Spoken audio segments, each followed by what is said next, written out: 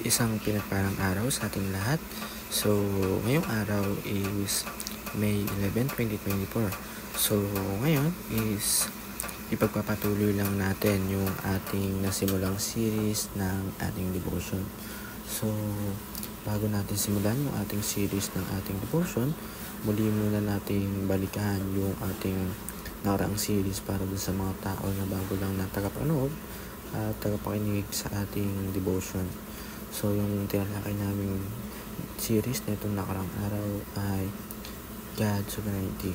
So, all we see na heaven and earth, animals, plant, also us, human beings, is God-made. Jesus Christ and God is so powerful. Jesus created all things in this world. And para lumako yung ating talakayan is ang series na tinalakay natin ngayon ay being disciple. So we need to be disciple. We need disciple others, friends, family, and everything. Na we need to adapt what we learn in God's word. So, hindi lang pwedeng papakinggan lang natin to at papanoorin, ganun. Sasabihin, isa sa isip, kailangan i-adapt natin to at kaya natin itong gawin. So, ang Bible verse na talakay natin araw ay Luke chapter 6, 57 Luke 9, 57 to 62. So, ang sabi dito, hindi ko na siya babasahin.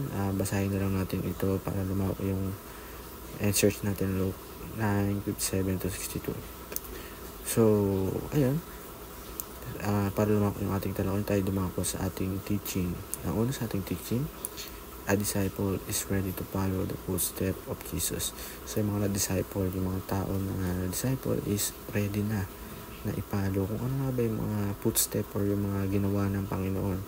Is yung mga kabutihan, yung mga nakasado sa Bible, yung pangaral na iniwan sa atin or yung legacy is kailangan na natin itong sundan kung ano nga ba yung mga ginagawa ng Panginoon. Number 2, a disciple prioritize the kingdom of God.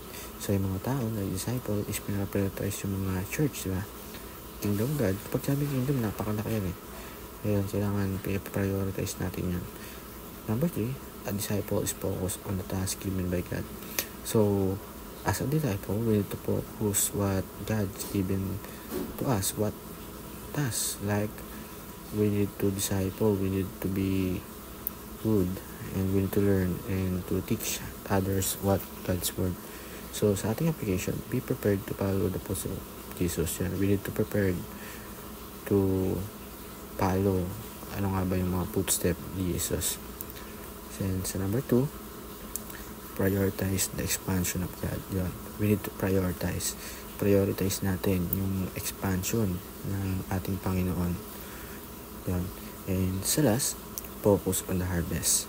So, ayun, kung meron tayong tinanim na mga disciple sa sarili natin, sa utak natin, and also may pag tinanim natin to at pinangaral natin to sa iba, yung mga salita ng Diyos is meron tayong i-harvest na ganun pala.